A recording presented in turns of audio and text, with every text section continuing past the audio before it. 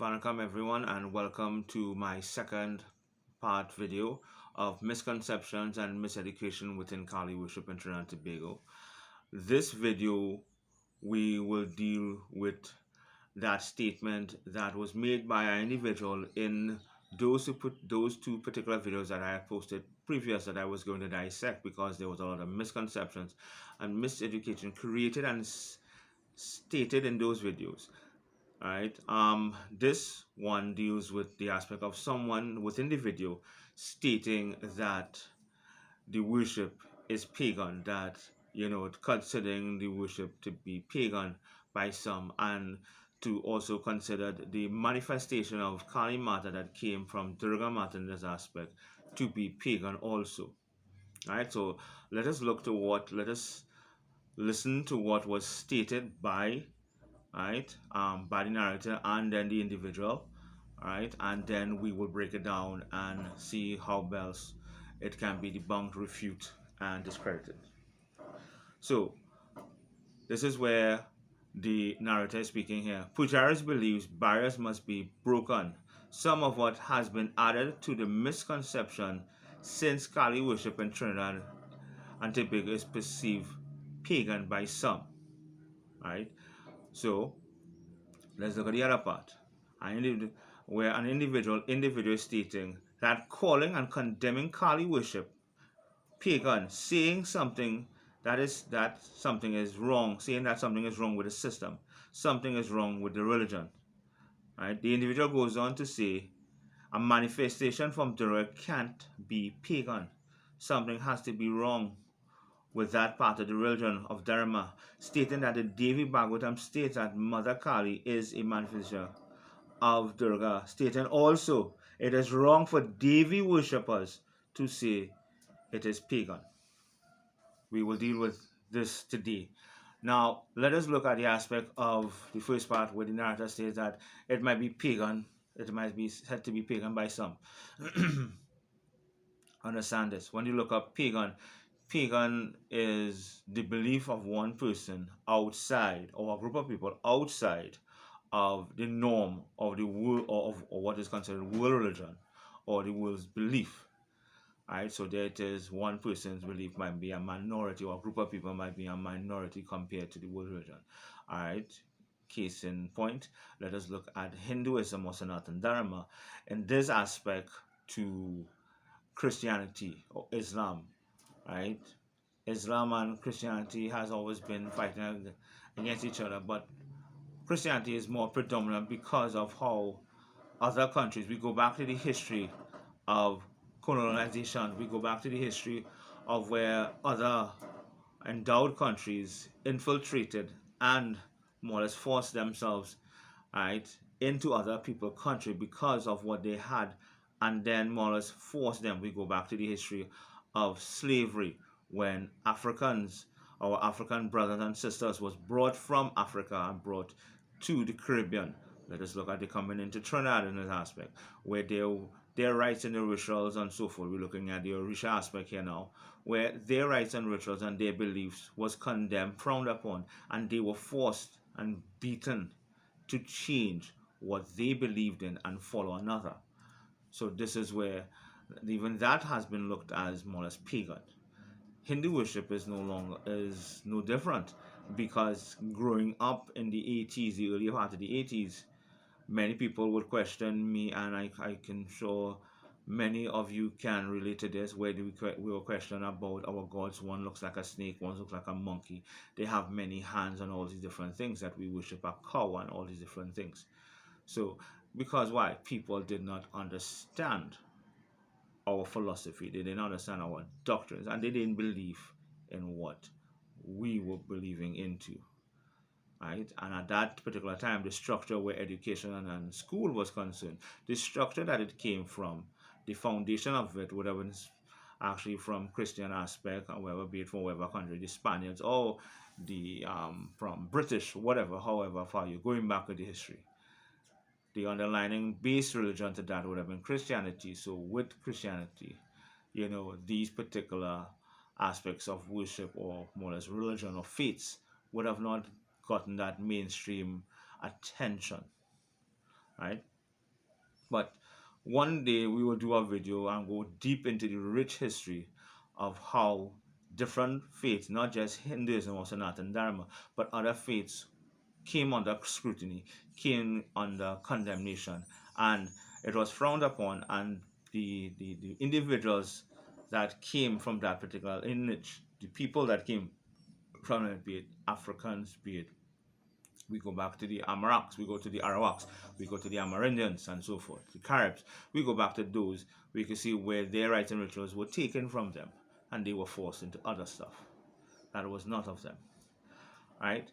So we cover that part as where somebody may consider, right, our worship as in Kali worship, but not just Kali worship. We are looking at Vishnava worship also, because the same Lord Shiva that has snakes and so forth around him is the same Lord Shiva that is in what we worship in Shakti, is the same Lord Shiva that is in Vishnu. The same Lord Hanuman that we worship in Kali worship is the same Lord Hanuman that is worship. So even Vishnu would have come under scrutiny, under more or less that aspect of looking at more or less the worship being pagan.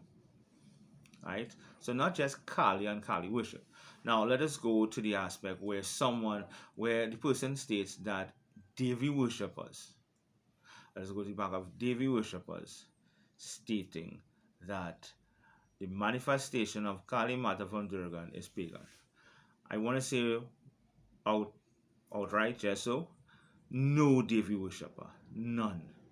Be it they of Sada or Sada slash Satwik, those who would have been of sacrifice or Balidan, none, none of them would say that Kali Mata, those who are Devi worshippers, true Devi worshippers, none would state that Kali Mata is pagan.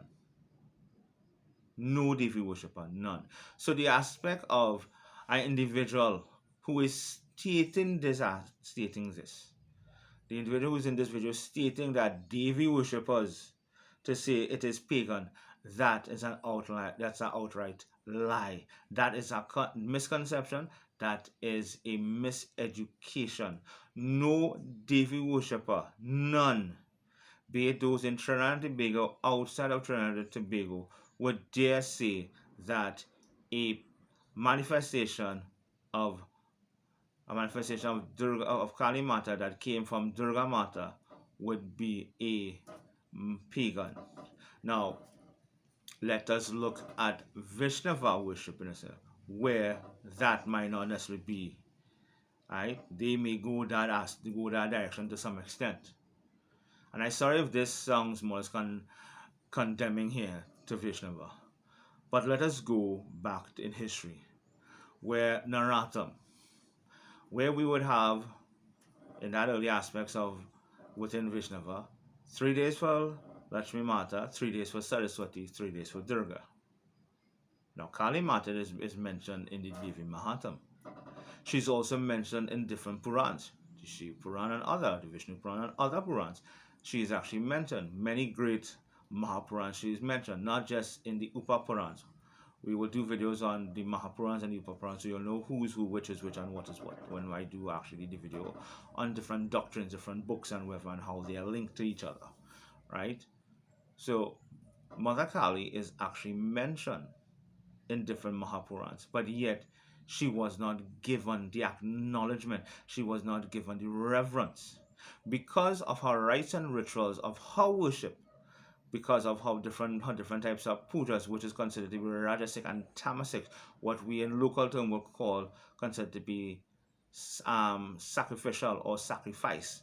Now there is that aspect of sattvic, but because of within it also within that aspect of worship or devotion, you have what we call manifestation or trance, where a person is a vessel and there it is a Shakti, a deity, a particular deity, be it in feminine form or masculine form, would possess the individuals, where be it a male deity or a female will come and be present for the devotion, the puja. It might be the presiding deity that is being puja, or a visiting deity to come to see because they just want to be a part of it, right? Because of that and the things that goes with it, the different aspects on what you may see, with that manifestation as, consuming, lighting camphor, being whipped by a rope or chain, or these different kind of things, or walking across a pit of fire.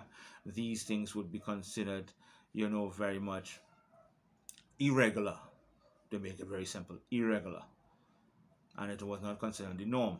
So there it is, it would be frowned upon, it would more or less be looked upon, even with some, I would say, with some scorn, and even with with some fear also.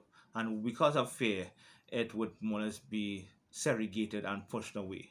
So this is where, Vaishnava would have, you could say Vaishnava looked at an aspect of more or less it being pagan, because it was not of their nature, of what they are accustomed to. And it's understandable. It is understandable in that aspect, because Vaishnava worship in this aspect, in this thing, in Hinduism, is the worship of Lord Hari, Lord Vishnu in this aspect.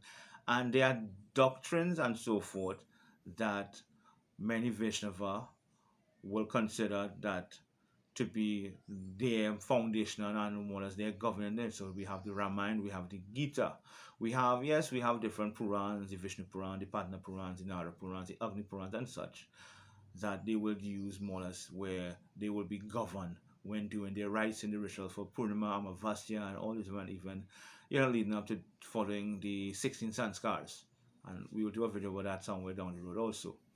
But, right, there are doctrines that are in the aspect of Mahapurans. There are Srimati's, there are Gamas, and Shastras that give doctrines about the worship of Kali Mata and how it is prescribed to be done, and so forth. The rites and the rituals, the precautions, the rules and regulations. They are that. But you see now, Vaishnava doesn't follow that aspect, because the doctrines would lead into an aspect of Rajasic and Tamasic offerings, and they prescribe to Sattvic, and I respect the aspect that they prescribe to that. But Vaishnava will not, so Vaishnava aspect will not more or less, give it the relevance or give it some more or less highlight. Now you have that aspect, right? You have that aspect, and so be it. And in next video, we will talk about where we are seeing Kali Murtis more prevalent in Shakti, in regular temples, where in Vaishnava temples and so forth. Right, we will look at that. But we go back to the aspect. Pagan is when that what you believe in is considered a minority to what the world considered to be a majority. So it will be considered pagan because your rights is not as much as other things. Your beliefs is not as much as the world, or what the world consider to be greater, right? For stating that Devi worshippers will consider a manifestation of Kali Mata, that is an outright lie. That is a misconception. That is a miseducation. No Devi worshipper, be it Sada, be it Balidan, in Trinidad and Tobago and outside of Trinidad and Tobago, would consider a manifestation of Kali Mata that comes from Durga Mata to be pagan. That is very much a lie, and that itself, it is a wound, that is created within the fabric. It's a cut, it is a bruise and whatever created by those statements, and that in itself can shatter, that create a lot of mudslinging and black spots and all the different things. So people need to be careful when they're stating things. But as I said again, no Devi worshipper, none, Sada or Balidan, will ever consider, right? Yes, the Devi Bhagavatam states that Ma is a manifestation of Durga Mata, and there are much doctrines that state that she is a manifestation of Durga Mata, and plus there are many doctrines that mentions her existence. To go on a video where it will be shown on multiple platforms, to state something of this nature is very disheartening, is very disappointing. So I hope this video was helpful in that aspect and has debunked that particular topic of pagan and people stating that people are stating in a video that Devi worship will say Ma, as in Kali Mata, is pagan because she's a manifestation of Durga Mata. I hope I have debunked that aspect and more or less thrown that out the window. Alright? In my third installation, my third video that is to be recorded, we will look into the aspect where somebody or another individual on the same two videos that I am debunking talks about the old days of our great grandparents and our grandparents when they came and what they did and what would have not happened or may have not happened when they were doing that. We would have been in the dark and so forth and not understood certain things where rites and rituals and doing, you know, rituals, devotions and so forth for the land and such, and these different things. So we will go that video, I will go into detail also. So I look forward to seeing you in the third video.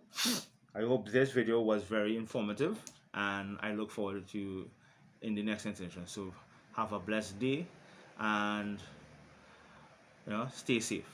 All right, Jai Sitaram Vanakam.